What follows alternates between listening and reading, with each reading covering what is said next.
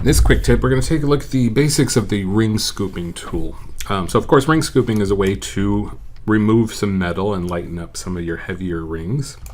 And so there's two methods to do this as far as defining the scooping area. And that depends on how you build the ring. So rings like your signet ring, the advanced ring, any ring that has this nice, clean, cut out single surface on the inside. But there's also a method that'll work on pretty much any ring that's swept with a non-simple profile like this on the inside.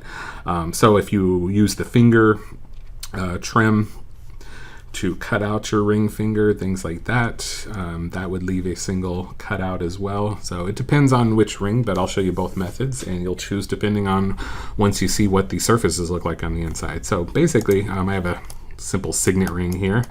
And we'll click on the ring and click on ring scooping.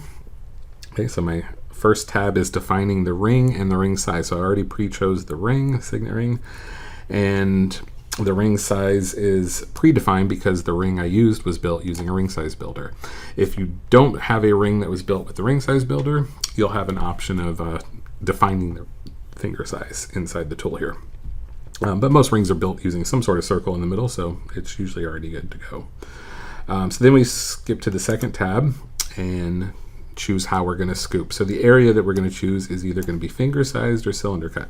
So like I said, if you have designed your ring or cut your ring or used the tools that have this already cut out, you should have a nice simple single surface on the inside to choose. It might be two surfaces. As long as they're connected and it's clean like this, you can use this method.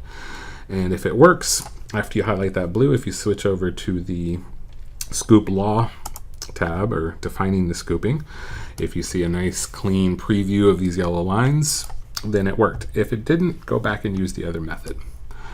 Okay, so from here we have a bunch of options. We can adjust the overall thickness. That's this top arrow here. So that's how much is going to be left over after you scoop it out. So the thickness inside of the area here.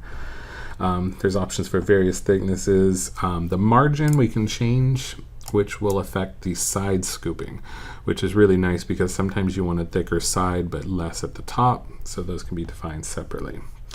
After that, you have partial scooping is set by default, so it's only going to scoop down to this angle here. If you do want to scoop all the way around your ring, you can turn that off. Otherwise, we leave that on and we can choose how much it's going to scoop. If you have an asymmetrical ring and you want to scoop only half or partial, there's an asymmetrical option. Okay, you can play around with the accuracy and the scooping angle if you're getting some weird results. But most of the time we can leave those and we just validate and we have our ring scooping.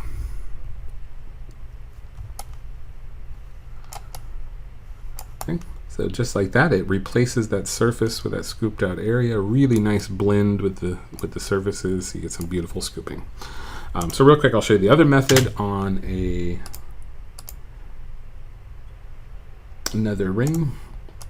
So I already have one set up here. This is just a simple sweep. I didn't pay any attention to my my section profile, so it doesn't have nice even surfaces on the inside when we look at it. So we'll see that here when we click on the ring, go to ring scooping. Again, the first page is defined. Not sure why did I not. Okay, it didn't recognize the ring size builder, so I'll just use the ring size builder I have in the tree. It is the same size, I think, because I didn't use the ring size builder on this particular ring. No problem there. So you can see it does work either way, with whether you have a ring size or not.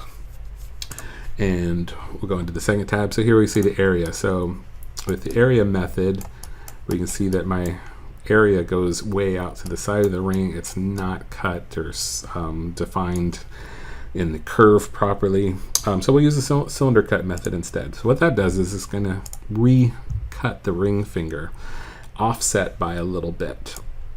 And you can adjust this offset. You basically just want to make sure that it's going to trim it off somewhat so that we get that nice flat surface on the inside to scoop out of, and then it will rebuild that surface. So as long as it's in there, you can play around with that offset, but usually, I just set it just a little over the finger. And then we can go into the third tab and define the scooping.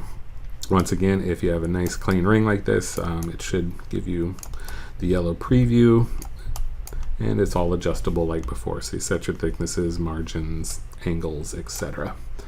And we validate that, and we have our scooping.